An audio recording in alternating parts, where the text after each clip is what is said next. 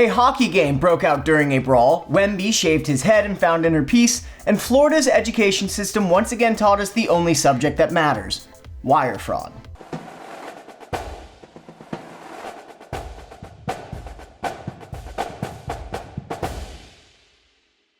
Welcome to Uncoachable, I'm your host Alex Blau. Stanley Cup Game 3 was an absolute beatdown, and in more ways than one.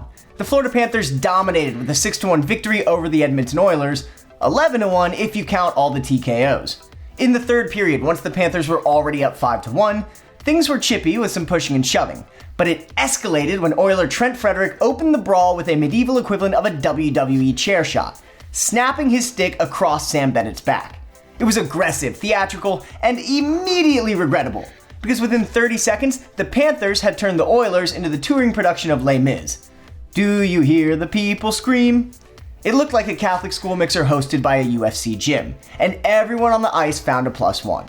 The 5-on-5 brawl stole headlines and capped off a night with 140 penalty minutes, which isn't a hockey stat, it's an episode of Bad Girls Club, but with less weaves. By the end of Game 3, the penalty box looked like an Airbnb rented by Sharon Tate.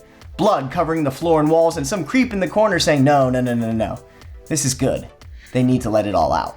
I haven't seen this many grown men misbehave since Jeffrey Epstein's flight logs. It's going to be hard for the Oilers to bounce back too. They didn't just lose Game 3, they got humiliated. Twice. First on the scoreboard, then in a prison yard brawl that they started yet forgot to bring their shivs. Game 4 will be Thursday night from Florida. And speaking of the Sunshine State, Florida A&M's athletic director Angela Suggs was arrested for allegedly racking up $24,000 in casino pulls, wire transfers, and personal expenses. Not on the school's dime, but on her last job's credit card.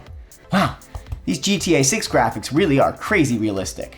That's like getting kicked out of high school for a dime bag you sold in middle school, which by the way is still the most fiscally responsible thing ever done in Florida public education.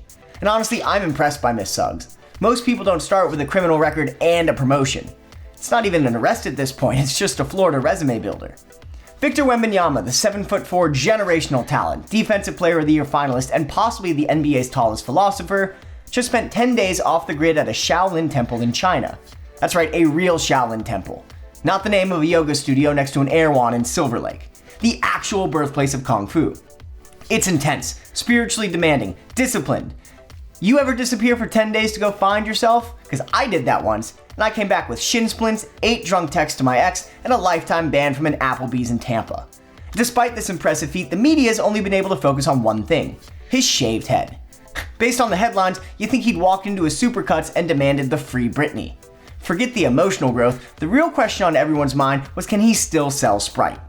And I don't think they should be concerned. The last time we saw someone come back from a sabbatical with a shaved head and vengeance was Michael Jordan in Space Jam. Wemby's sequel is still loading, and when it drops, the league better hope they're spiritually prepared. Nick Chubb escaped the Browns, and finally a happy ending in Cleveland. In NFL news, running back Nick Chubb is heading to the Houston Texans, which for Cleveland Browns fans feels less like losing a player and more like losing a custody battle to the guy who burned your house down. Chubb was everything Cleveland wanted: tough, loyal, silent, dependable. And they tanked his time in Cleveland by trading for the football equivalent of a Diddy impersonator with more NDAs. A villain in massage oil. So now he's in Houston. A team on the rise, a team with momentum, because sometimes the only thing standing between you and success is Cleveland, Ohio. The landmark NIL settlement is being hailed as a win, and yeah, it is. Athletes can finally be paid directly, but it's also a corporate severance package for the old NCAA model. And just like any severance package, somebody's getting laid off. Because behind every school now handing a quarterback a 6-figure check, there's a fencing program getting ghosted.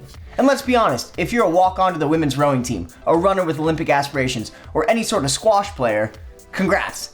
You now qualify for the same benefits package as a Blockbuster employee in 2013. If this is progress, I want a refund. You fixed one thing and broke 27 others. It's not reform, it's Botox for a brain hemorrhage. And now, today's uncoachable moment. Watch and learn absolutely nothing. It was really good, and I really liked how they punched each other a lot. Thanks for watching the 7th episode of Uncoachable. Check back tomorrow for the biggest sports stories, and if you want more Uncoachable, check out our special episodes out on YouTube now. NIL 4 years in, Luka and the state of the Mavs, and the rise and fall of Hooters.